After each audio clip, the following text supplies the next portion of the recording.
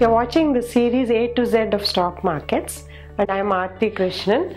First, we are going to start with A, and A stands for Algo Trading. As you may know, 20 years ago, Indian stock markets had already moved to an electronic form of trading, where dealers, traders, and investors actually punch in their trades onto the computer. Algo trading is short for algorithmic trading.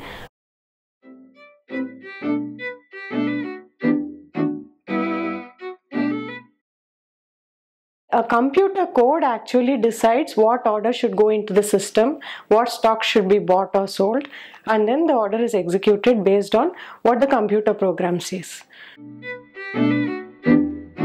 Computers are better at spotting market opportunities and making the most of them than humans. This is why actually high frequency trading also goes hand in hand with algo trading. Often people even use the two terms interchangeably, but actually they are not interchangeable terms.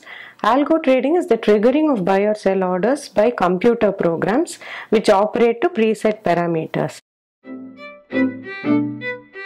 So basically orders are executed in microseconds so that the trader or dealer can take advantage of fleeting market opportunities which may last only for a few seconds at a time.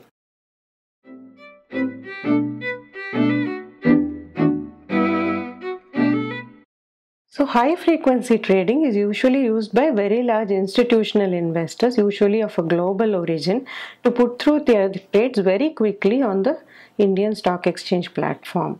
To do high frequency trading, you need a certain kind of server capability and a terminal. So stock exchanges both in India and abroad offer people the facility to co-locate their servers in the exchange building itself. Usually when large institutions want to have a co-location facility, they locate their server right next to the stock exchange's server and connect it through fiber optic cables so that the trading times are really brought down and the orders can be executed within microseconds. The most basic types are execution algos and strategic algos. Strategic algos are used to implement certain trading strategies which are already existing in the physical market.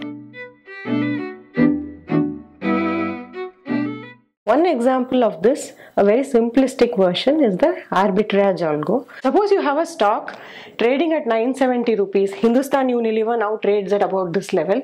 So suppose it trades at 970 rupees on the NSE, National Stock Exchange, and it trades at 973 on the Bombay Stock Exchange. Now, you can make a lot of money by buying a lot of HUL on the National Stock Exchange and selling it on the Bombay Stock Exchange. If you are a real world trader, if you are a person, it's very hard to do this very rapidly because this gap will close in a matter of seconds. But when you have an algo doing the trading for you, it can pump in millions of buy orders on the NSE to buy the stock and immediately pump in millions of sell orders on the BSE to sell the stock. So you can make a huge amount of gain on 3 per stock if you're doing large volumes of transactions. Execution algos basically are designed to minimize the impact of a large volume order on the market by breaking it up into very small parcels and executing it in a phased manner so that the prices are not impacted by the order.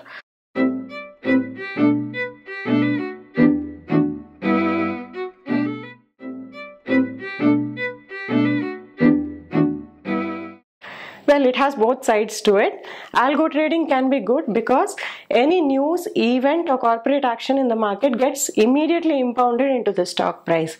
So it makes the market more efficient. But on the other side, it has an evil side to it. During the flash crash of 2010 in the US, it was said that it was algo trades which basically precipitated this 1,000-point fall in the Dow Jones index. A lot of people lost money in it, and actually the regulator Securities Exchange Commission launched an investigation into the affair. It found that, well, the initial trade was basically put in by an index fund which sold Dow Jones futures.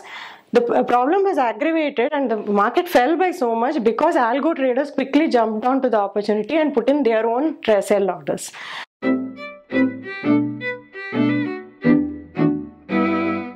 Today, already in the Indian stock market, about 30% of the trades come through algos. In global markets like US or Europe, 60% or more come from algo trading. So if you call for a ban, how do you suddenly remove this large section of the market and continue with trading? That is the problem that regulators face. So as Victor Hugo said, nothing can stop the onward march of an idea whose time has come.